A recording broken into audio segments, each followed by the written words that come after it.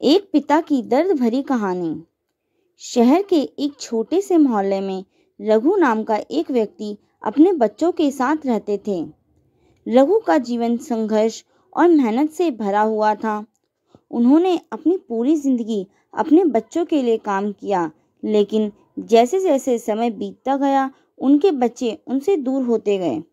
रघु का नाम मोहल्ले में सम्मान से लिया जाता था। वे एक स्कूल के शिक्षक थे और बच्चों को शिक्षा देने का कार्य करते थे। उनके छात्रों में हमेशा उनके प्रति एक विशेष आदर होता था, लेकिन घर में बात अलग थी। रघु के दो बच्चे अजय और स्नेहा अब बड़े हो चुके थे और अपने अपने करियर में व्यस्त थे। रघु ने उन्हें हमेशा अच्छे संस्कार दिए, लेकिन समय के साथ उनका तिरस्कार बढ़ने लगा। जब अजय कॉलेज में गया तो उसने अपने पिता की कमाई को लेकर बातें करना शुरू किया।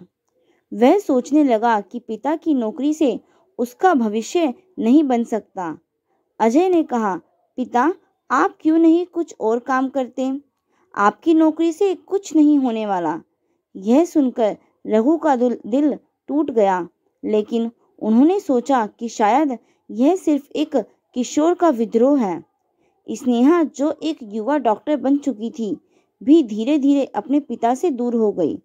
जब भी वह घर आती, रघु उसे सुनाते कि कैसे उसने अपने बचपन में कठिनाइयों का सामना किया। स्नेहा ने कहा, पिता, आप पुराने ख्यालों में जी रहे हैं। आपको यह समझना होगा कि समय बदल चुका है। रघु ने अपने बच्चों को समझाने की कोशिश की, लेकिन उनके दिलों में पिता के प्रति सम्मान की कमी होती गई। रघु का दिल तड़पता था।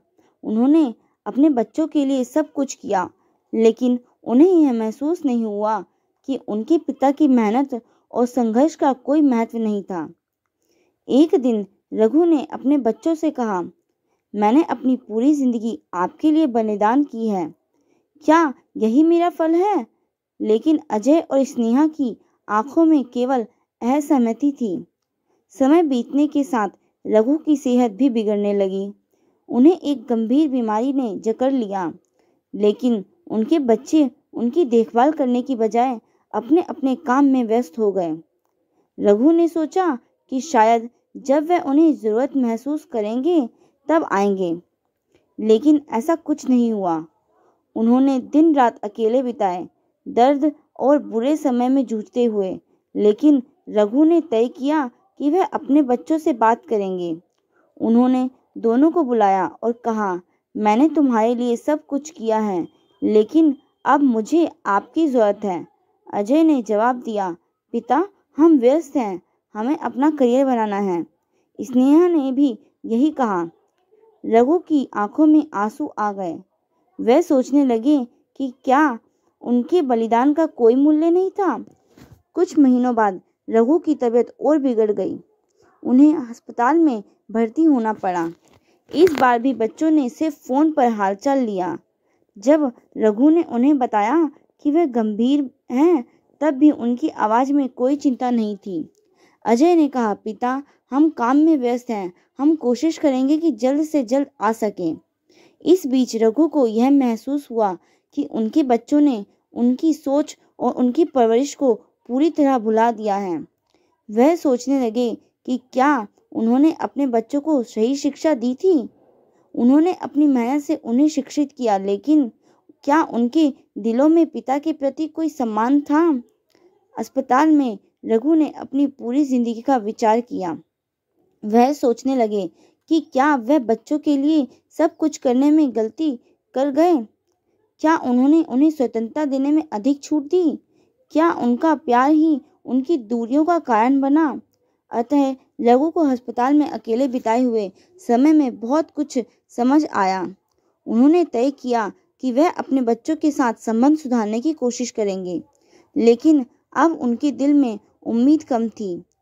कुछ समय बाद जब रघु घर लौटे तो उन्होंने बच्चों को फिर से बुलाया। इस बार उन्होंने कहा, मैंने तुम्हारे लिए सब कुछ किया, लेकिन मैं भी एक इंसान हूँ, मुझे आपकी ज़रूरत है। लेकिन अजय और स्नेहा के चेहरे पर वही बेपरवाही थी। इस दौरान रघु ने अपने दर्द को अपने दिल में ही रखा। उन्होंने सोचा कि शायद यह उनकी किस्मत है कि उनके बच्चे उन्हें समझ नहीं पा रहे।